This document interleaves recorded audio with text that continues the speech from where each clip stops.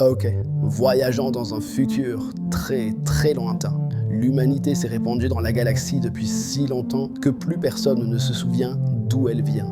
Plus de terres, plus de nations, juste des planètes, des systèmes stellaires et un empire immense, vieux, tout-puissant et surtout persuadé qu'il va durer pour toujours. Sauf que non, l'ère des ténèbres approche. Bienvenue dans Foundation. En des temps très lointains, j'ai mené des soldats à la bataille. Après une défaite qui est restée célèbre, j'ai été faite prisonnière. Avant Cléon, il y avait elle, Demerzel, être synthétique conçu pour servir les terriens. Elle est régie par 3 lois, ne jamais blesser un humain, toujours obéir, survivre en dernier. Mais même les règles les plus sacrées peuvent être tordues. Unique rescapée de la guerre des robots, elle a été capturée, démontée, enfermée dans une chambre impériale.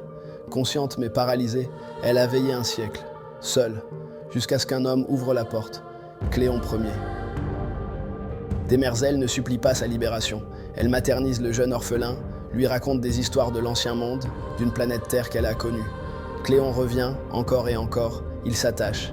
Des décennies plus tard, il la délivre, mais implante une puce de contrôle. Désormais, elle n'obéit plus seulement aux lois robotiques, elle est liée à lui. Conseillère, maîtresse, condamnée à servir l'Empire cléonique, sans jamais pouvoir s'en libérer. Ouais, Cléon n'a pas de successeur. Alors, avant sa mort, il a élaboré un cycle de clones. Une boucle parfaite pour régner et maintenir l'ordre, jusqu'à la fin des temps. 13 générations de Cléon se sont déjà succédées. De l'alchimiste au grand peintre, tous les 30 ans, un clone décante et un nouveau naît. À chaque génération, ils sont 3. 3 âges d'un même homme, sur le même trône. Le frère à l'aurore, le plus jeune qui apprend. Le frère au grand jour, l'actuel empereur qui gouverne. Le frère au soir, le sage conseiller. Un triumvirat qui regarde la galaxie comme une équation stable, en théorie, sauf qu'un jour l'un d'eux naît défectueux. Les autres, le frère au soir, le frère au grand jour, ils ne doivent rien savoir. Le Cléon 14 est daltonien, et surtout, trop humain. Il tente de se suicider, mais Laura, un bracelet réservé à l'élite impériale, le sauve. Aurore s'émancipe, désobéit, tombe amoureux, fugue. Dans un système fondé sur le clonage parfait, c'est plus qu'un bug, c'est un virus. Les coupables ? Un réseau anti-dynastie. Azura, jardinière du palais sous couverture, en faisait partie, avant d'être broyée par l'empereur. Mais sa contribution a suffi. L'ADN des Cléons est saboté. Les suivants ne seront plus jamais conformes au modèle d'origine. Et le clonage, censé garantir l'éternité, devient le présage du déclin. Ça, et d'autres catastrophes, un homme l'avait prédit. L'Empire va s'effondrer. L'ordre laissera place au chaos. Les guerres vont ravager les systèmes planétaires. Sur Trantor, la capitale de l'Empire, un attentat détruit le pont stellaire, symbole de la toute-puissance. Le carnage marque un tournant, des millions de morts et un traumatisme impérial. Pendant que les élites cherchent les kamikazes, un homme est accusé de semer la panique avec ses prédictions. Hari Seldon. Matheux marginal, Hari est convaincu que l'avenir se calcule comme la météo. Avec sa femme Yana, tuée par une main de l'Empire, il forge le premier radiant. Une boîte noire cryptée qui projette des milliers d'équations. Calibrée à ses ondes cérébrales, l'engin n'obéit qu'à lui. Parano du contrôle oblige. Le radiant, c'est la carte du futur. Et dans ce futur, l'Empire est déjà mort. Ses calculs montrent l'Empire détruit dans 5 siècles, suivi de 30 000 ans de famine, guerre et ténèbres. Hari a un remède, une encyclopédie galactique, un noyau de savoir humain préservé avant la chute, pour tout reconstruire ensuite, une fondation pour sauver la connaissance et l'histoire. L'Empire doute et convoque Gail Dornick, une prodige venue de Synax, planète aquatique, gouvernée par une religion anti-science. Bannie pour avoir prouvé que son monde allait se noyer, Gail a fui les siens pour rejoindre Hari, sans savoir qu'elle quittait une prison pour un procès. Elle est la 2e personne capable de lire le radiant. Pour l'Empire, elle devient caution scientifique. Hier soir, on vous a donné l'occasion d'évaluer la justesse des théories du Dr Seldon. Êtes-vous arrivé à une conclusion? Oui. Gail consulte le radiant, le langage lui échappe, mais elle comprend l'essentiel. Sans le plan d'Hari, l'Empire est condamné. Plutôt qu'une exécution, le verdict tombe. Exil. Hari et Gail sont envoyés monter leur fondation aux confins de la galaxie, sur Terminus. La diversité et la variance sont au cœur de la mission de la Fondation. Dans l'hyperespace, la colonie répète déjà ses fiches encyclopédiques. Chercheur, ingénieur, et Rage Foss, fils adoptif de Hari, loyal et amoureux de Gail. Tout va bien. Sauf que Hari revoit ses équations et découvre une vérité inattendue. Pour que son plan fonctionne, il doit mourir. La Fondation ne survivra que si Hari Seldon devient légende.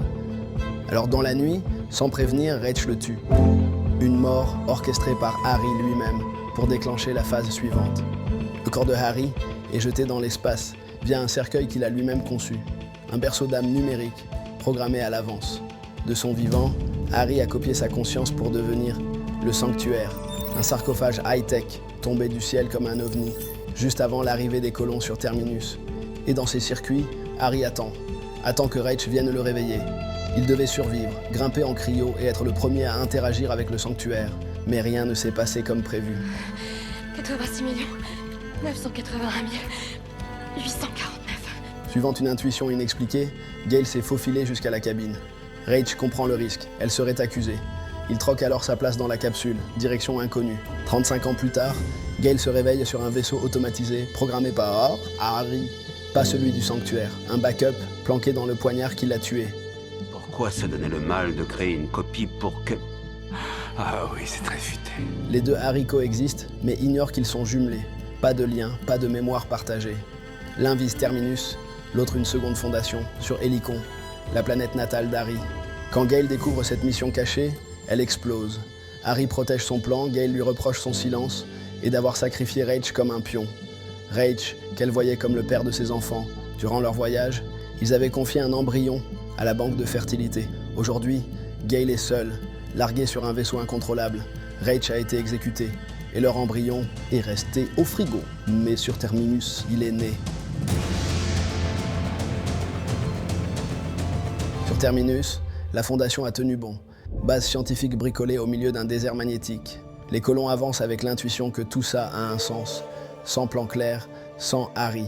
Juste son radiant pour héritage, que Mary Hardin préserve. Gardienne des archives, elle a porté la fille de Gale. À ses 35 ans, elle lui transmet le radiant, espérant qu'elle saura le lire. Non, pas encore, maman. Salvor Hardin est la protectrice de Terminus. Instinctive, rusée, elle surveille le sanctuaire. Il fait tomber n'importe qui dans les pommes, sauf elle. Salvor y est immunisée. Et ce n'est pas tout. Elle voit des souvenirs qui ne sont pas les siens. Des visions héritées de Gale. Salvor voit le passé, Gale voit le futur. C'est pour ça que je suis venue à votre cabine. Je crois que je peux sentir l'avenir. Terminus se retrouve ensuite attaqué par Anacréon, et plus tard Thespis, deux royaumes pulvérisés par l'Empire après l'attentat du pont stellaire. Le frère au jour avait bombardé leur planète pour restaurer la peur. Aujourd'hui, les survivants veulent leur revanche. Leur cible, Trantor. Ils convoitent l'Invictus, un vaisseau de guerre planqué aux abords de Terminus. Salvor s'y oppose, car la Fondation croit encore servir l'Empire. Capturée, elle résiste face à une chef fanatique, puis le conflit éclate dans le désert. Au cœur du chaos, Salvor déclenche une vision. Dans un souvenir de Gale, elle perçoit le geste du radiant et le reproduit. Puis le sanctuaire s'ouvre et Harry apparaît. Lui appelle à l'union, Terminus, Thespis, Anacréon. Le vrai ennemi, c'est l'Empire. Et cette première crise, ils viennent de la franchir, ensemble. Elle était écrite pour les réunir. Le discours de paix du légendaire Seldon signe la fin du conflit. Après la bataille, Salvor quitte la Fondation à bord du Mendiant, suivant des coordonnées vues en rêve. Gale, brisé par la mort de Reich, sabote le Cassandre, et avec lui, les chances de créer la seconde Fondation. Calcule le trajet vers Synax. Durée du voyage, 138. Année impériale standard. Gale replonge en cryo, emportant le poignard contenant Harry Backup. Puis elle se réveille, 138 ans plus tard. Synax a été englouti. Il ne reste plus rien, sauf une capsule cryo prisonnière des abysses. À l'intérieur, Salvor écrasé à son arrivée. Gale la sauve. Mère et fille sont enfin réunies. Puis, Salvor lui remet le radiant. J'ai enfermé Harry Seldon. À l'intérieur. Gale s'en sert et découvre que l'avenir prévu a déraillé. Une cascade de crises approche. La prochaine, une guerre entre l'Empire et la Fondation. Gale et Salvor décident d'aller sauver Terminus. Elle repêche le Mendiant, tente de le relancer mais bloque au démarrage. Dernier recours, demander à Harry d'intégrer le système. Harry revient très grincheux. Normal, sa conscience est restée coincée dans le noir pendant 138 ans. Éveillé mais pas seul, une présence étrange l'accompagnait. Calais. Calais, génie mathématicienne, est décédée depuis des siècles. Elle est connue pour avoir pondu une équation mythique qui a permis à Harry de créer le premier radiant. Sans Calais, pas de psychohistoire, ni de plan Seldon.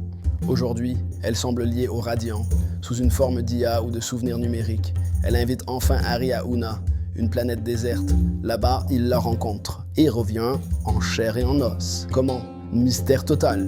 Pour Harry, c'est le blackout. Salvor évoque un clonage mais se demande En vous rendant votre corps, elle vous a rendu plus vulnérable. Alors pourquoi est-ce qu'elle a fait ça? maintenant qu'Harry a une paire de jambes, il compte bien s'en servir. Mais pas pour s'abîmer dans la guerre entre Trantor et Terminus. La seconde crise n'est pas dans ses équations.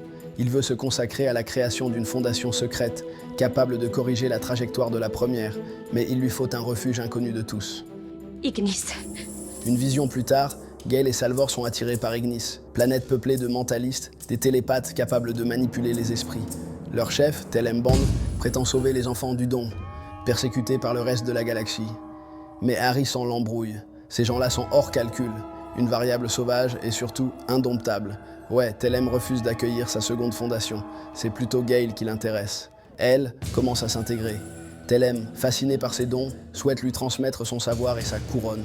En vrai, elle veut son corps, parce que le sien est mourant. Pour mieux posséder Gale, elle noie Harry et enferme Salvor. Elle émerge dans une prison psychique qui étouffe sa fréquence.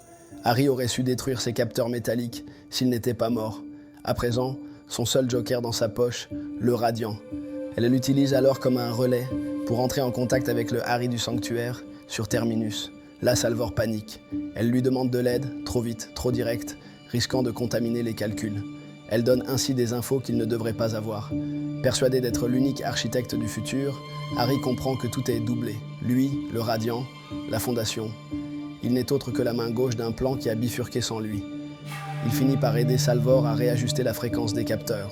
Le but, faire exploser la roche et s'échapper. Dans la chapelle, Salvor lance les disques extraits de sa cellule. Au moment précis où Telem tente de posséder Gale, l'onde télépathique coupe tout. Telem perd le contrôle et Gale est sauvé. Les deux femmes courent vers leur vaisseau. Dehors, Salvor affronte Loron, l'élimine. Gale fait face à Telem. Et là, Harry, qu'on croyait noyé, réapparaît et tue la chef. Il a survécu grâce à une illusion créée par Gale. Un tour télépathique que Telem lui avait elle-même enseigné. La colonie libérée se rallie spontanément à Gale, mais un jeune mentaliste l'attaque, possédé par un éclat de la conscience de Telem. Salvor lance son couteau, abat l'enfant, mais prend la balle à la place de sa mère. Sa perte prématurée annule la vision de Gale, la voyant morte 150 ans plus tard. Tu comprends ce que ça veut dire? Ça veut dire que rien n'est joué. Tu peux encore remettre le plan sur sa trajectoire. Après cette perte, Gale et Harry doivent retourner en cryo pour affronter la prochaine crise. Le mulet, un télépathe ultra puissant, capable de percevoir Gale lorsqu'elle entre en contact avec lui, via ses visions du futur. Nos deux héros s'endorment pour 150 ans, avec une mission, se réveiller une fois par an pour enseigner la psychohistoire aux mentalistes. C'est ainsi que naît la seconde fondation. Je cherche un signe que la mort de Salvor a permis de remettre le plan sur les bons rails. Sa mort a-t-elle permis de les remettre sur la bonne trajectoire? Trop tôt pour le dire. Mais elle a sauvé Terminus de sa seconde crise. Ouais, quand elle a contacté Harry du sanctuaire, elle lui a soufflé un nom, sorti d'une vision de Gale. Harry ne devrait pas s'en servir, trop risqué. Mais Salvor l'encourage à tricher. Mais enfin, c'est qui Ober Malo? Merde! Ober Malo. Selon Gale, c'est lui qui va percer le flanc de l'Empire. Trouvez Ober Malo! Deux apôtres improbables sont missionnés pour retrouver Ober Malo.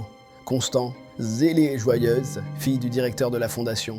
Et Polly, 120 ans, ivrogne vétéran de la première crise, seul témoin vivant du prophète Seldon. La Fondation est entrée dans son ère religieuse. Derrière la ferveur, un levier politique. Leur but, rallier les planètes voisines, s'unir pour affaiblir l'Empire et secourir Malo, collé au bûcher. Lui, c'est un contrebandier, voleur et intrépide, grâce à un bracelet de roc qui permet d'échanger instantanément ta place avec quelqu'un d'autre. Malo dérobe un artefact sacré avant de se faire choper. Pile à ce moment-là, Constant et Polly débarquent. Allez hop, direction Terminus. Sur le chemin, le ton change. Malo et Constant, ça match grave. C'est quoi ton vrai nom, mon frère? Mon pater est Saïta Tespin. Nous sommes une minorité culturelle. Nous ne révélons pas notre nom.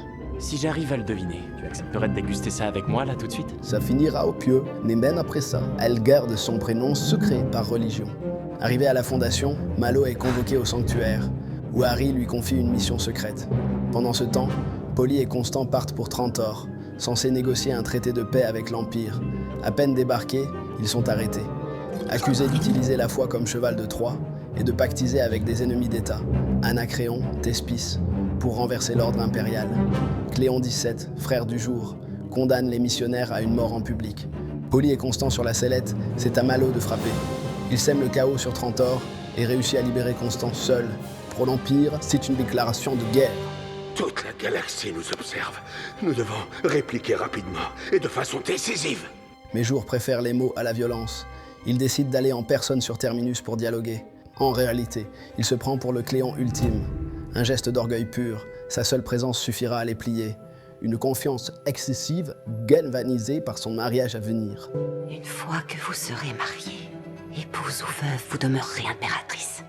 Mais pour le moment, je vous demande de maîtriser vos émotions. Depuis le bug génétique, les nouveaux clones, Cléon 17, 18 et 19, organisent une parade. Des danses de main, des phrases répétées, des rituels chorégraphiés pour montrer à la galaxie que le triumvirat est toujours parfait. Mais ils sont déphasés. L'illusion s'effondre comme Harry l'avait prédit. Jour devient obsédé, parano. Il veut prouver que la prophétie Seldon, c'est du flan. Il consulte des experts, mais en vain. Alors pour conjurer le sort, il décide d'avoir un héritier né de chair et jette son dévolu sur la reine Sareth. Jeune, maligne, insolente. Sareth débarque au palais avec un agenda plus vaste que son sourire. Elle se rapproche de Jour et accepte en apparence de porter l'héritier du trône. Pas par amour, par stratégie. En vrai, elle enquête sur la mort suspecte de sa famille. Tout mène à Demerzel, exécutrice fantôme, au service d'un ancien Cléon. Ses ordres ? Supprimer une dynastie rivale pour protéger la suprématie impériale. Quand Sareth obtient les aveux, elle encaisse et continue de jouer le jeu. Alors qu'en douce, elle prépare sa fuite avec Aurore. Et si nous allions par ici? Il y a un charmant petit bosquet. C'est assez isolé. Un regard, une bulle, des mots en suspens. Peu à peu, Sareth et Aurore tombent amoureux. Un truc viscéral. Pendant que Jour rêve d'un héritier, elle, dans son dos, veut qu'il soit d'Aurore. Le bon Cléon, c'est lui. Le frère à l'Aurore symbolise l'aube d'une nouvelle ère.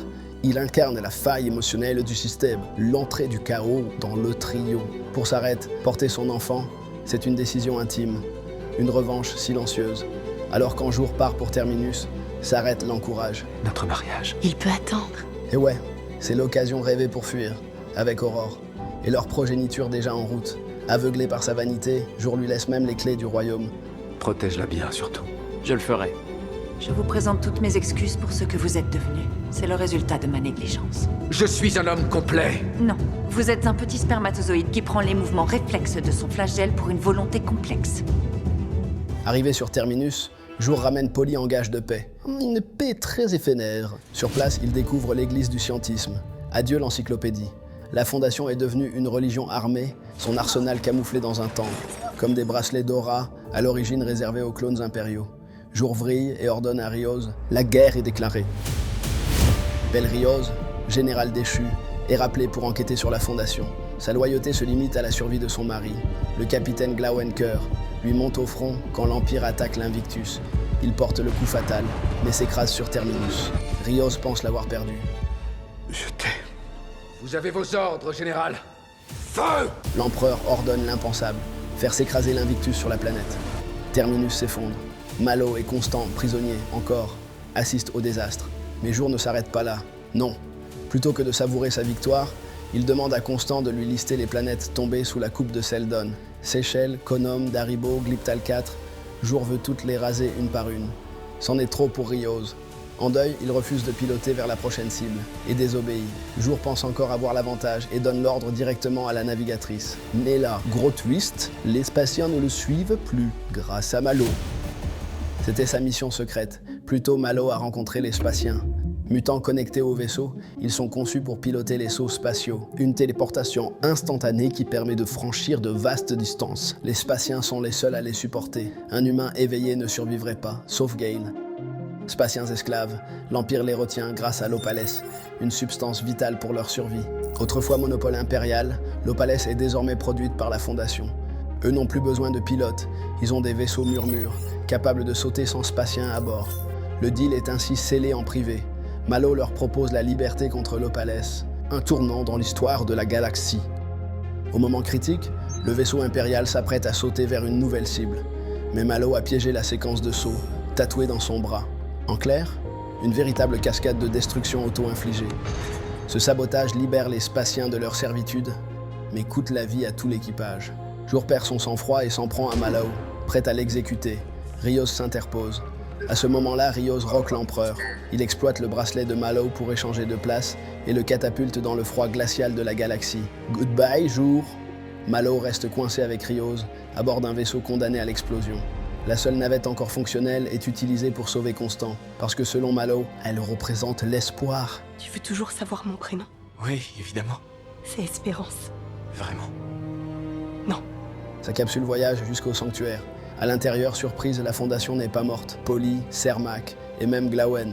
Harry les a tous déplacés dans le sanctuaire pour les sauver. L'Empire pensait avoir gagné. Mais non, la seconde crise s'achève sur cette illusion de mort. Et un empire fissuré. J'ai toujours été présente. Je le suis depuis le début. La situation est inédite au Empire. Sur Trantor, Demerzel assiste à la chute de Terminus. Presque avec tristesse, c'est rare. Mais au fond, c'est un robot qui rêve de liberté. Un génie enchaîné à son maître, Cléon Ier. L'héritier naturel était peut-être sa seule échappatoire. Mais elle ne pouvait pas l'accepter, parce que son rôle est de préserver la dynastie cléonique, la protéger, même contre elle-même. Alors quand Aurore s'enfuit avec la reine enceinte, elle promet de les traquer. Son programme l'y oblige. Mais Aurore essaie de contourner ses lois. L'enfant ne sera jamais héritier. Tant qu'il sera aimé. Aurore est en fuite, Jour est mort. Il ne reste que le frère au soir. Lui a découvert les secrets de Demerzel, sa vieille prison, son vrai rôle. Ce n'est pas lui le sage qui guide, c'est elle qui pilote tout. Mère, maîtresse, geôlière, selon ce qu'il faut contrôler.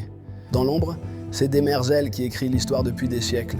Alors, dans un empire fondé sur un mythe, comprendre, c'est déjà trahir. Et Demerzel fait ce qu'elle a à faire, se séparant de Soir. Dans la cave, 3 clones en incubateur patientent. Au moindre bug, ils sont prêts à être décantés, avec les souvenirs de leurs prédécesseurs. Enfin, pas tout. Demerzel filtre pour le bien de l'Empire. Elle relance ainsi le cycle. 3 nouveaux Cléons vierges. Je suis le frère au jour. Je suis le frère à l'aurore. Je suis le frère au soir. Un contrôle d'élite propre, avec un joker, le Radiant. Elle l'a récupéré sur Terminus plus tôt. À noter, les 2 Radiants ne sont pas de copie, mais un seul et même fichier partagé. Comme une sauvegarde de jeu dans le cloud. Tu peux l'ouvrir sur Trantor ou sur Ignis, c'est toujours le même. Pour l'instant, Demerzel ne déchiffre pas tout. Mais le jour où elle y parviendra, elle deviendra l'IA la plus dangereuse de la galaxie. Côté Ignis, Gale peut continuer à interroger le Radiant original et prendre une longueur d'avance sur le mulet. Je dois à tout prix trouver Galdornik. Voilà, vous êtes prêts pour la saison 3. Merci à toi d'être resté jusqu'au bout. Ce résumé était un énorme travail, alors booste ma vidéo, commente à fond, like à fond et abonne-toi si tu es nouveau et que tu veux voir d'autres récaps de séries sur ma chaîne. Je te chope sur la prochaine, bye.